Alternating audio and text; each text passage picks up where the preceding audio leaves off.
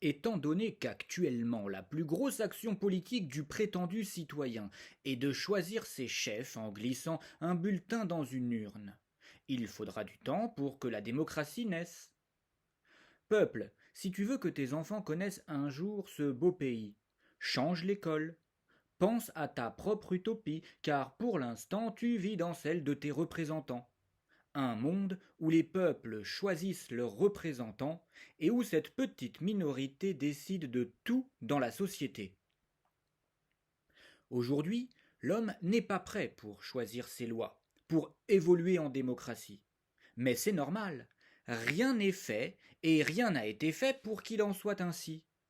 Tout est même fait pour que ce jour soit retardé et avorté.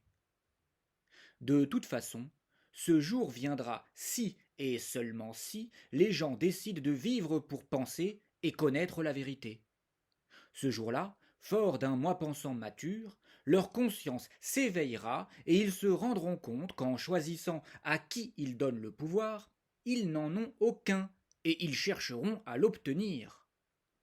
Ils refuseront de choisir un chef cuisinier et demanderont à entrer dans la cuisine pour prendre part à la conception des menus et choisir de quelle façon on assaisonnera la soupe que tout le monde devra manger pendant les 5 années. Puisse que chaque décennie passant, le peuple le comprenne toujours un peu plus. Je sais que pour le visionnaire qui l'a déjà compris aujourd'hui, cette attente est terriblement frustrante. Le travail de ce visionnaire est donc de faire grandir les graines de conscience dans le cerveau de ses frères pour que leurs enfants et les enfants de leurs enfants évoluent dans une société qui aura comme projet de mettre sous couveuse l'œuf qui donnera naissance à la démocratie. Le visionnaire d'aujourd'hui ne peut que rêver de la démocratie, mais il ne la vivra pas. Le chemin est trop long.